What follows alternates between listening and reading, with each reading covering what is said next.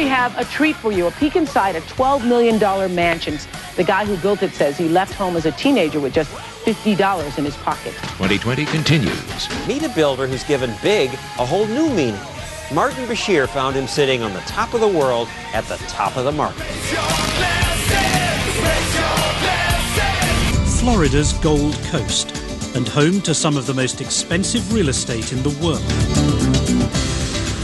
It's also the playground of one of America's most brazen risk-takers.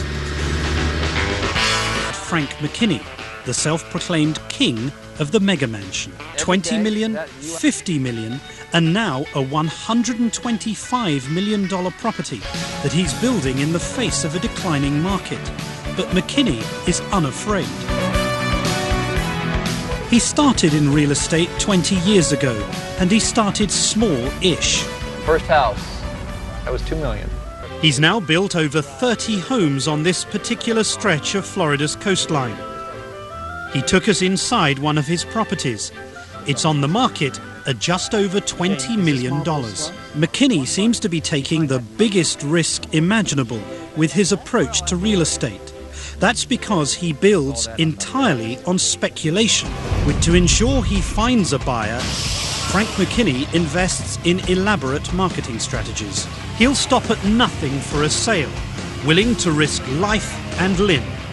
To launch a recent property, he launched himself and a motorcycle over a replica of the first home he'd ever sold.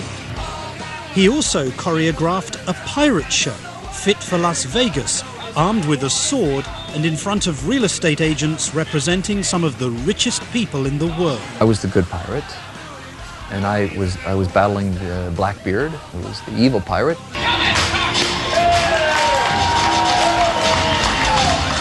Obviously, good prevails always over evil. The veil drops, the explosions take place.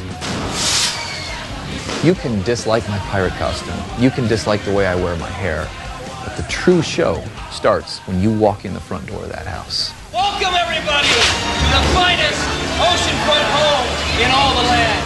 54 days later, that house was sold. Who on earth is going to buy this? All it takes is one. All I need is one, and there's going to be the one. What would you say to some people looking at your properties who might be tempted to think they are monstrosities?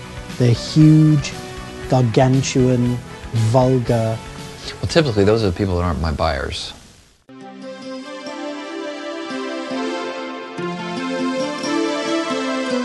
Real estate.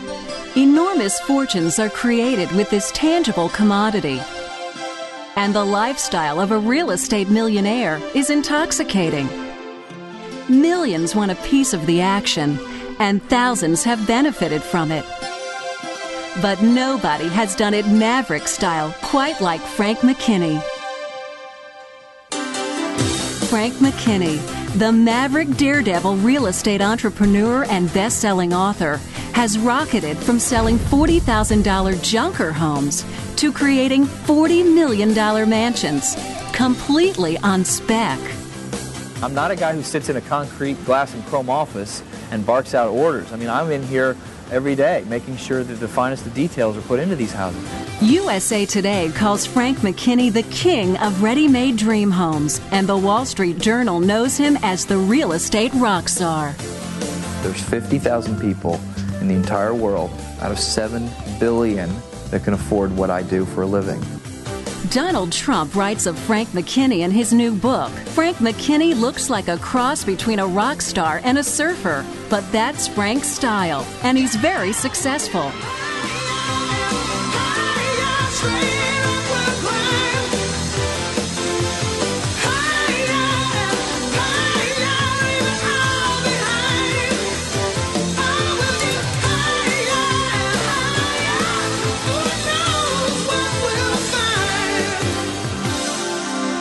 Frank McKinney has built a mega successful life that has allowed him to have it all: fame, fortune, family, and philanthropy.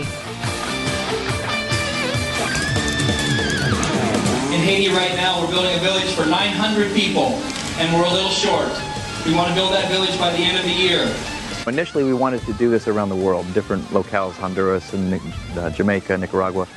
But seeing what we've seen here today, there's no sense in going anywhere else. Like a true maverick, Frank McKinney has blazed his way through the successes of real estate on his own paths.